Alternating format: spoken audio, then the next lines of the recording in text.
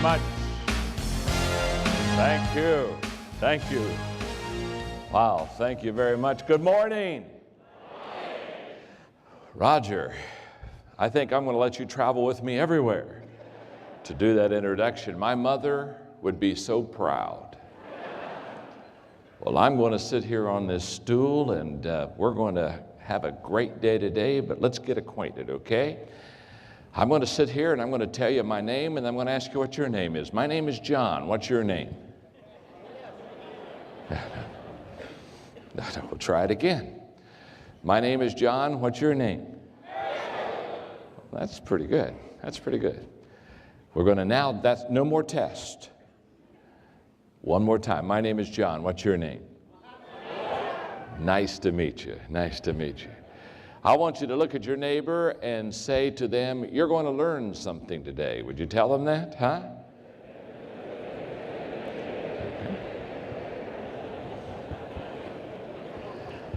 I want you to look right back at your neighbor that you just told them they're going to learn something today, and I want you to say this to them, and it's about time.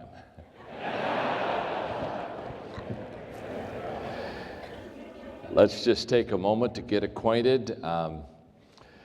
I live in Atlanta, Georgia. I'm doing about 9 different countries throughout Asia, spending a little time in them, and it's so good to be here in Malaysia. In fact, I'm curious, how many of you are from the city of KL right here? Would you raise your hand? Okay, majority. How many of you are not from KL, but you're from Malaysia? Would you raise your hand? Okay, welcome, good. How many of you are not from Malaysia? You're from another country. Would you raise your hand? Oh, that's wonderful. There's a lot of, give them a hand. I don't know, would there be some from Singapore? Okay, some from Indonesia? Some from there? What other countries? Thailand? Any from Thailand? Huh? Okay, good. In fact, tomorrow I'm leaving tomorrow morning. I'm going to go spend some time with the Prime Minister of Thailand tomorrow. Any other countries? Hong Kong. Okay. Where's Hong Kong? I mean, I know where. I know where Hong Kong is. Who's from Hong Kong? I should. Okay, good. Okay, good. Well, it's good to be here with you today. My wife Margaret and I have been married for 36 years. We have 2 children. They're both married. We have 4 grandchildren. And that 4 grandchildren, we have Madeline is the oldest. She'll be 5 in September. Then Hannah will be 5 in January. And then we have baby John. He was named after me, and he gets all the inheritance. And then we have little Ella. We got 4 before we had our first grandchild, my wife Margaret looked at me and she said, John, she said, what are the grandchildren going to call us? Because in the States, we usually, the grandparents kind of pick names for the grandchildren to call them. And she said, I would like the grandchildren to call me Mimi. And I said, okay. I said, I like that. But she said, I don't want them to call you Pee-Pee. And I agreed with that too. So they call me Papa John. Papa John is a big pizza company in the United States, so when they think of me, they come over and we give them pizza all the time too. I'm in my high 50s. I'm 58 now, and I want to just share with you that when you get about this age, you become a philosopher of life. And what I did is I brought with me on a laminated card my philosophy of life, and I'm just going to give it to you in 2 minutes so that you would understand life. So when you leave here today, you can say, oh, it was a great leadership seminar, and I also understand life now, okay? Here we go. On the first day, God created the dog. God said, sit all day by the door of your house and bark at anyone who comes by. I'll give you a lifespan of 20 years. And the dog said, that's too long to be barky. Give me 10 years and I'll give you back the other 10, and God agreed. On the second day, God created the monkey. God said, entertain people, do monkey tricks, make them laugh. I'll give you a 20-year lifespan. The monkey said, how boring. Monkey tricks for 20 years? I don't think so. The dog gave you back 10, so I'll give you back 10 too, okay? And God agreed. On the third day, God created the cow. He said, you must go to the field with the farmer all day long and suffer under the sun, have calves, give milk to support the farmer, and I will give you a lifespan of 60 years. The cow said, that's kind of a tough life. You want me to live for 60 years. Let me have 20 and I'll give you back the other 40. And God agreed. On the fourth day, God created man. He said, eat, sleep, play, marry, enjoy your life. I'll give you 20 years. Man said, what? Only 20 years? I'll tell you what, I'll take my 20, add the 40 the cow gave you back, the 10 the monkey gave you back, the 10 the dog gave you back. That makes 80, okay? Okay, God said, you've got a deal. So that is why in the first 20 years of our lives, we eat, sleep, play, and enjoy ourselves.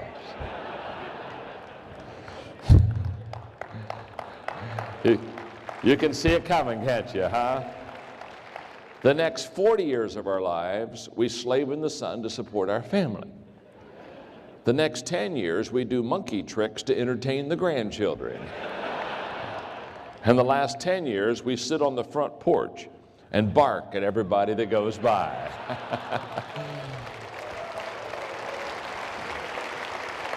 You have just had life explained to you. If I could walk off of this stage and you and I could have a personal conversation, which I would dearly love, and if I were to ask every one of you today, if you want to be successful, I would almost guarantee you that every one of you would raise your hand. In fact, that's why you're here. You want to be better at your business, you want to be better in your family, you want to be better in your community, you want to be successful. In fact, let me ask the question from the stage. How many of you want to be more successful than you are right now? Would you raise your hand? Okay, good. That's 100%. But you say, when I asked you if you wanted to be successful, everybody raised their hand. But if I walked back and I individually talked to you, and I began to ask you to define success, I promise you, in a crowd this size with hundreds and hundreds of people, there would literally be dozens and dozens of different definitions of what success is. Is that not true? In fact, you're seated beside somebody, and I almost would guarantee you, you would have a little bit different definition of what success is than what the person is right beside you. So I would like to open my time together with you to take just a few minutes to define what I think success is. I've spent a lot of time with successful people, and I've studied the subject for over 30 years. I've written on it. In fact, I wrote a book called Your Roadmap for Success. It's a book that basically helps a person, if they want to be successful, have a roadmap, a way to get there. Because success, too often, by many, is thought to be unattainable.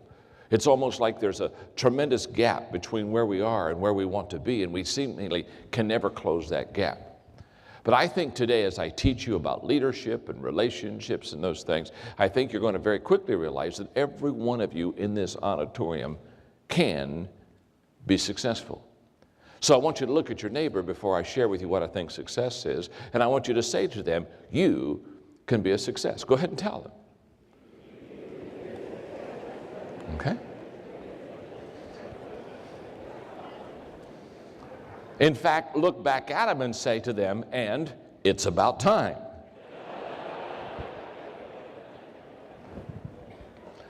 I think success is three things. Are you ready to write? I think success, first of all, is knowing my purpose in life. As I have been with and as I have studied successful people, here is what I have discovered. Successful people know what they're to accomplish. It's almost for some like a mission. It's almost for some like a calling. They have a sense of why they're here, what they're supposed to do, what they want to accomplish. It becomes an inner compass for their life. It gives them direction. It gives them purpose. It becomes an anchor in their life. It makes them solid. It makes them secure. It gives them confidence. They're not easily shaken when things around them begin to change, because they really know. In fact, they almost can say with confidence, I was born to do this. In fact, there are two great days in every person's life. The day you're born and the day you discover why. And it's discovering why that makes people be successful. It's the discovering and knowing why you're here and what you're to accomplish and what your strengths are and what your gifts are and what your passion is that really helps people to achieve. Let me put it this way.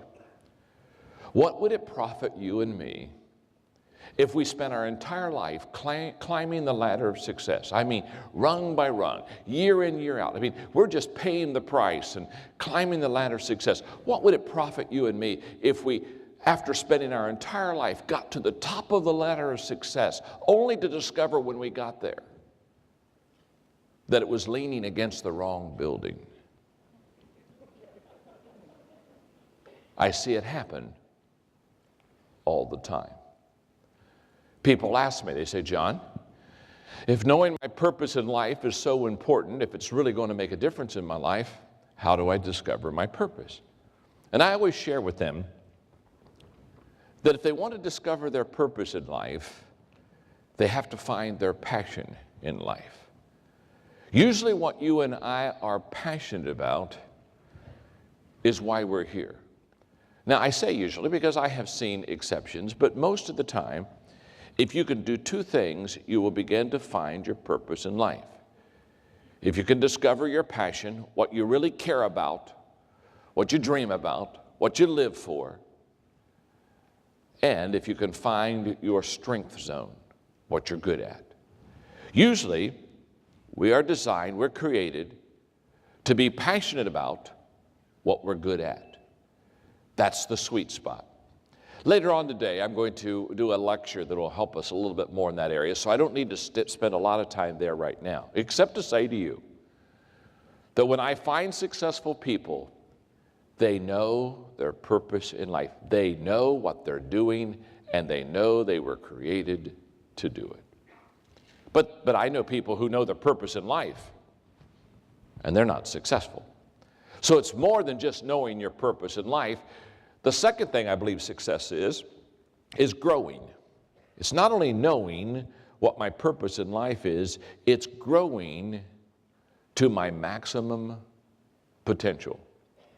People that are highly successful get the best out of themselves.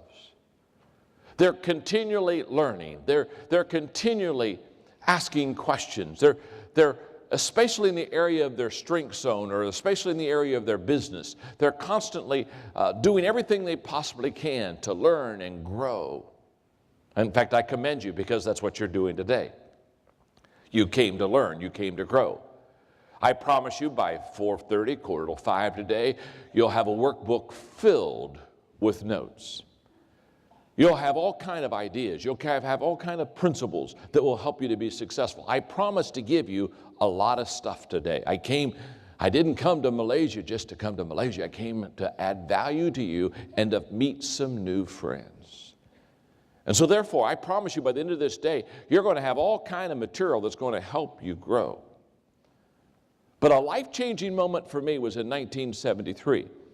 I was still in my 20s, and I was having breakfast one morning with a man by the name of Kirk Campmeyer, and he asked me the question. He said, John, what's your plan for growth? Now, I didn't have a plan for growth. I didn't know I was supposed to. Nobody ever said, John, you need to have a plan for growth. But I was kind of embarrassed because I didn't have one, and I didn't want to tell him I didn't have one, so I began to tell him how hard I worked. And I began to talk to him about my daily schedule, and I just kind of talked to him about all the things I did every day. And I was kind of like a plane circling a field. I was just going around and around and around, trying to come in for a landing. And finally, I ran out of breath and gas, and I landed that plane. And as soon as I stopped talking, he looked at me and he smiled and he said, you don't have a plan for growth, do you? And I said, no, I don't.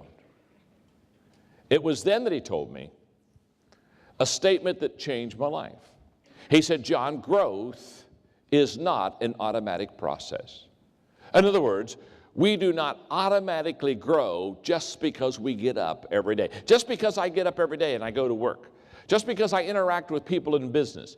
Just because today I sell things to customers or I have client relationships. That doesn't mean that I'm growing. And activity doesn't mean accomplishment. And when he told me that growth was not an automatic process, that if I was going to grow, I was going to have to do it on purpose, that statement changed my life. Think about it for a moment.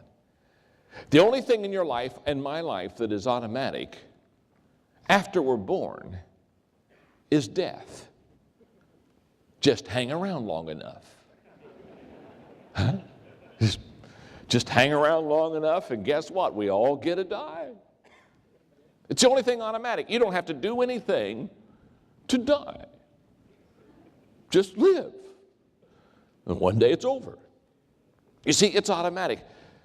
So when I run into people who don't put forth a concentrated effort to grow, I look at them and I say, you know, Paul Harvey, my friend, one time said, you can tell you're on the road to success. It's uphill all the way.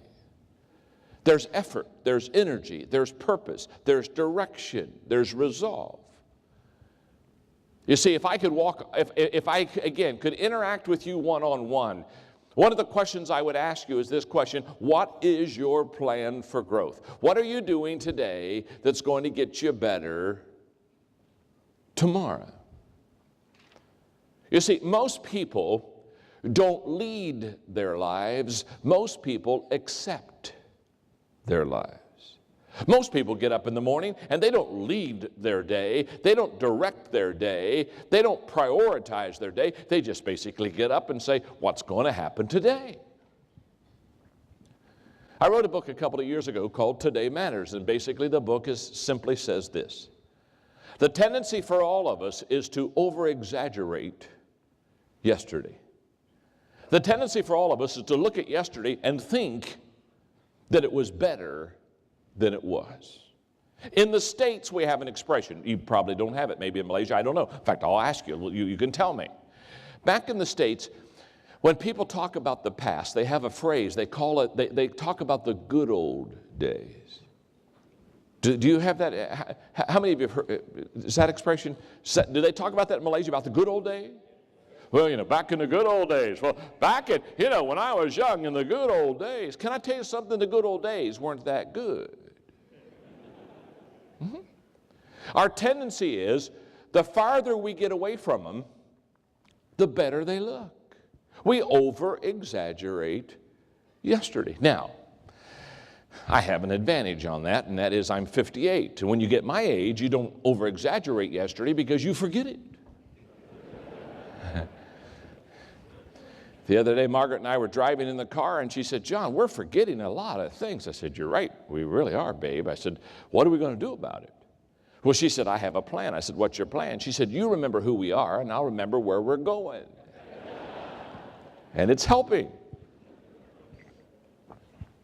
And when I talk about over-exaggerating yesterday, I'm not only talking about over-exaggerating the good side, I'm talking about over-exaggerating the bad side. We just over-exaggerate yesterday. We look back at things that happened yesterday, the bad things. Again, this is an expression in the States. This may not be in Malaysia. But when we look in the past and something that just really was a bad time for us, the phrase we use in the States is we look at that past and we think about that experience and we say, I'll never do that again.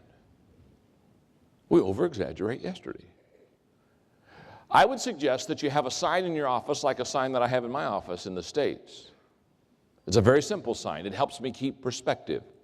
The sign reads, yesterday ended last night. Get over it. Get over it. Yesterday ended last night. Now here's what I've discovered. We not only over-exaggerate yesterday, we overestimate tomorrow. We look at tomorrow and think it's going to be bigger and better, or that we're going to be able to do more things than we do today. That's why we put off things until tomorrow. Now, maybe that's something we just do in the States. Maybe they don't do it. But one of the big problems in the States is people procrastinate.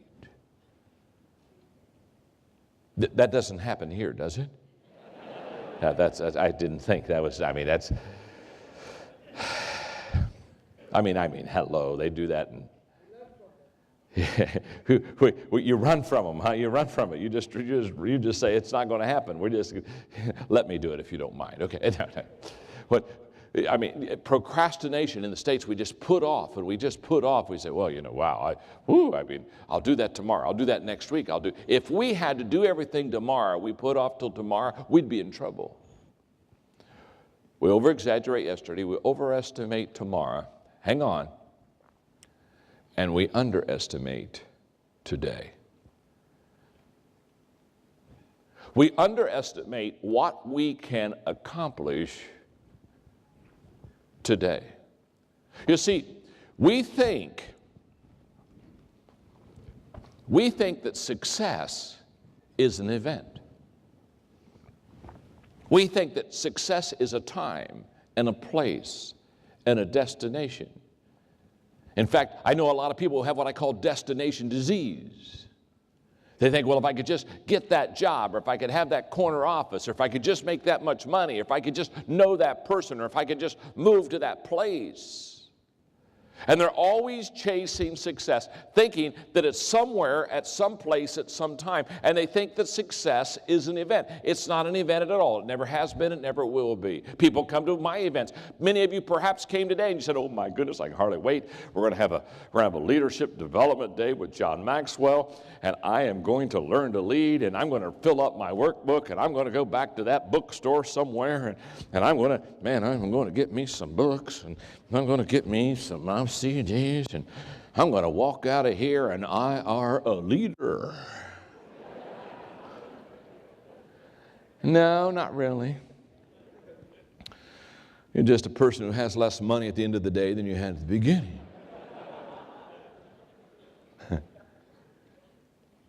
Boy, if I could just read that one book, if I could just listen to that one CD. By the way, let me say something. When you get the resources, whether they're CDs or my books or whatever they are, here's a thought. That's just a suggestion. If you get the book Winning with People, here's a thought. Read it. As an author, I never ask people if they read my book. I just ask them if they have it.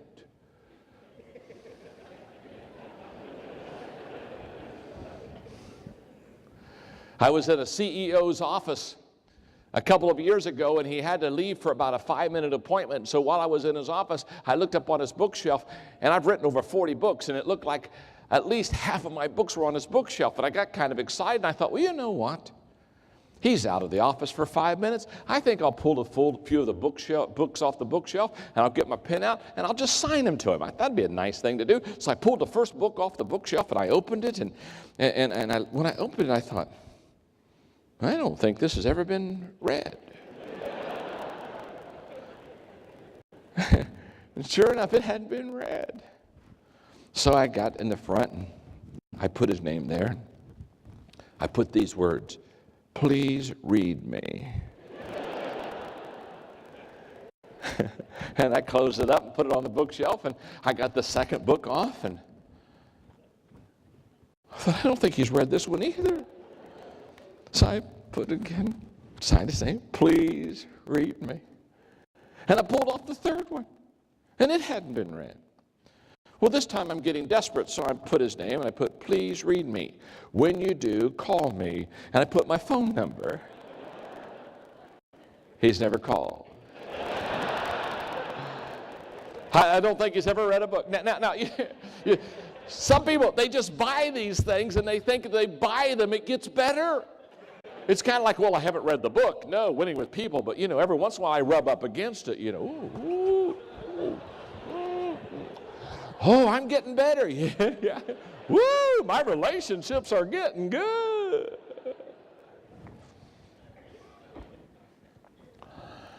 No. You see, you've got to put forth effort to grow. In fact, here's a statement for you. It's what you learn after you know it all that counts. It's what you learn after you know it all that counts. And I commend you for coming today, but if you think that today's going to make you a success or today's going to make you a leader, you're going to be sadly disappointed. I'm not that good and you're not that good. Success is not in a moment or a time or in a destination or an event. In fact, here's the statement for you. Are you ready? The secret of your success is determined by your daily